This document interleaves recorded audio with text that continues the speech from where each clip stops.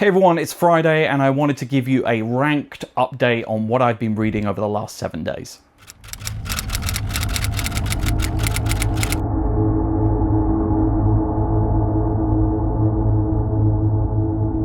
Hi everyone, welcome to Serrated Pages. I'm Ben, and firstly just thank you to everyone who has engaged with the channel over the first 7 days of its existence.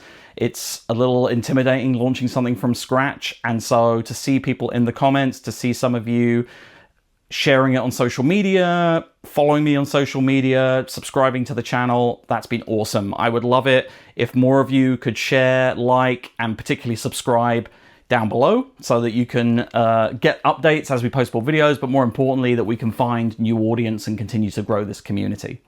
So what I wanted to do for this first weekly update, which I'm going to post on Fridays, is look back over what I've been reading over the last 7 days and give it to you in ranked order. So these are all things I finished in the last 7 days, and then I'll give a little preview of what I'm looking to read or finish over the next 7 days. There's going to be a bunch of stuff that I kind of add into that as the week goes on. But there's a couple of teasers here in case you want to follow along, in case there's things that you have been meaning to read. It'd be great to kind of like get your feedback on stuff that I'm reading if you're reading the same thing. Okay, first up this week, and I mentioned this on the video I posted a couple of days ago about slasher fiction, is Breathe In, Bleed Out by Brian McCauley. This is the slasher book set in a Joshua Tree, California wellness retreat with a bunch of 20-somethings being stalked and slashed and murdered one by an unseen killer. I really didn't like this book very much. I finished it. It's a very short read. I think it's under 200 pages, so it's sort of novella length. And its main problem, and I mentioned this on the video I posted the other day, is it's just incredibly derivative. It doesn't really give you anything, and much like the worst of the slasher movie genre, when slasher movies are bad, they're generic, they're boring, they're very formulaic, and they don't really offer anything beyond one by one a cast of characters being murdered. That's exactly what this does. It doesn't give you anything particularly innovative or over the top or gory with the murders. The murders are, they should be more fun. If you're going to do a by the numbers slasher novel, you've got to make sure that the slashings, the murders are kind of intriguing or at least interesting, and they really aren't. The characters themselves are a fairly irritating bunch of self-serving 20-something influencer types. It does play around a little bit with some of the satire around that, but doesn't go far enough. Okay, next up, a graphic novel, and this is the first in the Criminal series by Ed Brubaker and Sean Phillips, the artist. And these are fantastic stories. If you're looking for a graphic novel, comic book series that really channels the very best of hard-boiled crime fiction, this is the series to do it.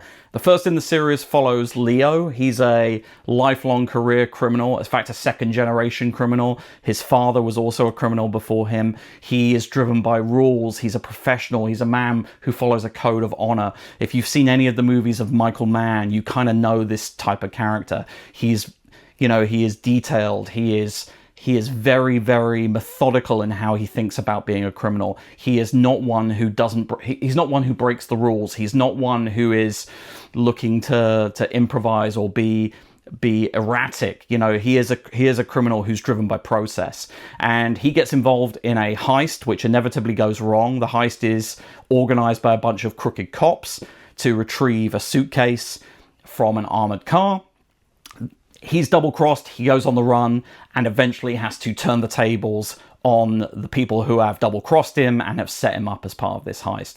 It's a tremendous story. It's self-contained, as I said. The other graphic novels in the series are interconnected in the sense that they are reoccurring characters, and it's a reoccurring world in which all these characters exist, but each story is standalone.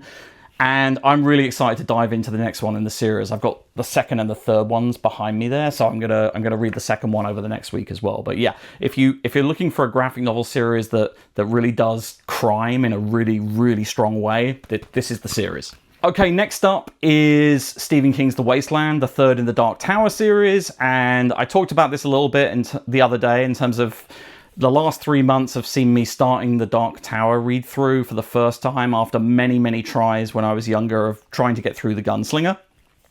I finally got through The Gunslinger back in November, and then plowed through Drawing of the Three, the second book, and The Wastelands I read over the last month, and really enjoyed it. I didn't enjoy it as much as Drawing of the Three. I think Drawing of the Three is such a brilliantly structured, self-contained kind of narrative, even though it's sort of part of an ongoing narrative. The Wastelands is still great. It continues the journey of the characters, Roland and his quartet of characters who he's assembling in order to travel to the Dark Tower on a Tolkien-esque quest.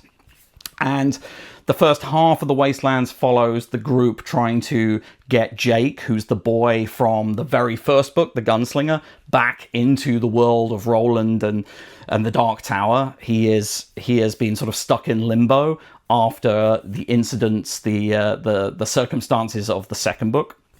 And then the second half of the story is the group. Jake is now back in the world, traveling to the Dark Tower and heading through the Wastelands and encountering various civilizations, groups of tribes, of strange post-apocalyptic, post-mechanical, post-technology type civilizations. And it's intriguing, it's action-packed.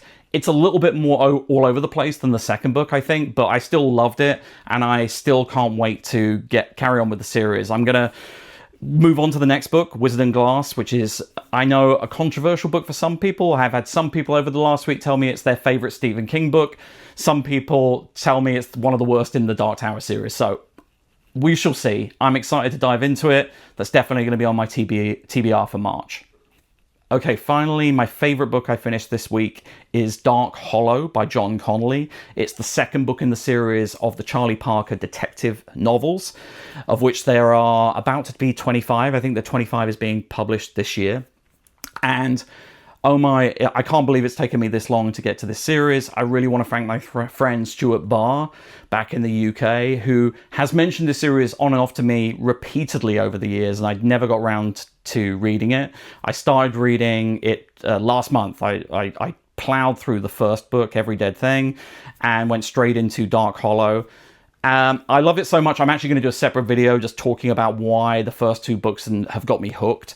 But if you're looking for dark detective fiction that ties into serial killer horror type stuff, it's sort of horror adjacent. It's got a really gloomy tone. The central character, Charlie Parker, is a private eye former cop whose wife and child were brutally murdered by a serial killer called the Traveling Man. The first book follows him trying to track down the Traveling Man. The second book follows him as he takes on a cold case, serial killer murders from the 60s that his grandfather was investigating, takes him back to his hometown where he grew up in northern Maine.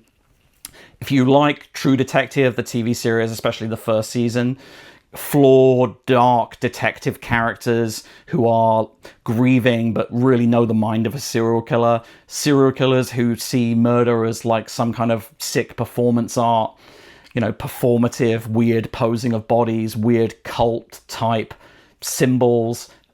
This series is going to be right up your street.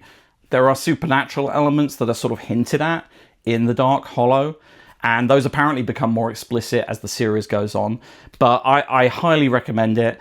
Charlie Parker is a fascinating character, you know, dealing with immediate grief. Both books are set within the first 12 months after his wife and child have been murdered. And, you know, his character is amazing. The supporting cast of characters that are introduced in the first book and are sort of consistent through the series, particularly Angel and Louis, his best friends and Heavy's extra muscle assistant type characters, they are fantastic.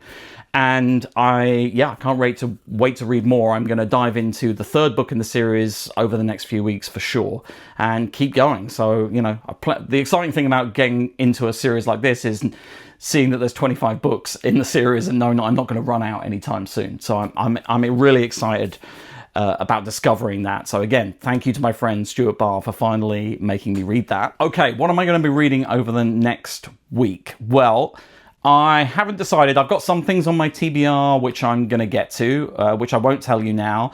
The other thing I'm going to definitely read over the next week is this, Sean Hutson's Deadhead, which I picked up secondhand. This is a reprinting from 2001, but it's a lovely, perfect perfect copy considering it's 25 years old.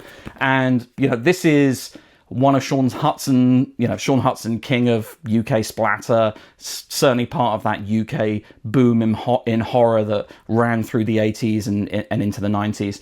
This is really from just after I stopped reading him. I think it's from 93. I stopped reading him around 1991, I think.